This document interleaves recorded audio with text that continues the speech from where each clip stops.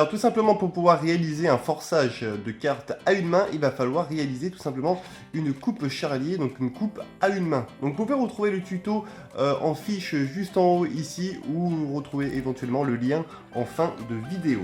Donc pour pouvoir forcer la carte, alors la carte qu'on va faire forcer, elle se situe dessous, donc on va tout simplement la placer sous le jeu. Donc là en l'occurrence on va forcer le 2 de pique.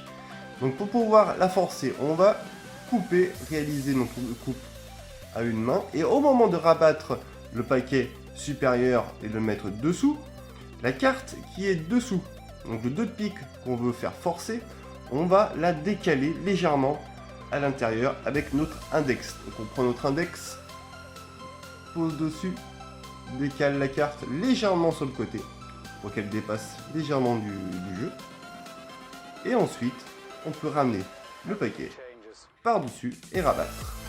Et pencher un petit peu en avant pour que toutes les cartes s'alignent, sauf le 2 de pique, ici, qui reste décalé par rapport au reste du jeu.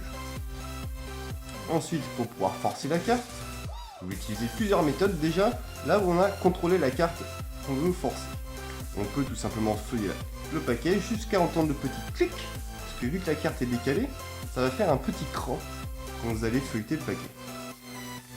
Tac! Là on a un petit cran, et on sait que la carte qu'on veut forcer, c'est celle qui est dessus. Donc on va mettre le pouce à l'intérieur, et on va tout simplement choper la carte qui est dessus, et la rabattre sur le dessus du paquet. Et là on a forcé le 2 de pique. Alors petit récap, on place tout simplement la carte que l'on veut forcer dessous le paquet. Ensuite on réalise notre coupe Charlie. On décale avec notre index la carte que l'on veut forcer à l'intérieur.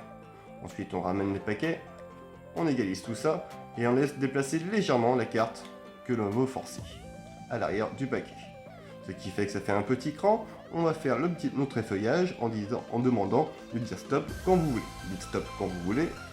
Stop, on s'arrête au cran, on glisse notre pouce à l'intérieur et on ressort la carte que l'on veut forcer.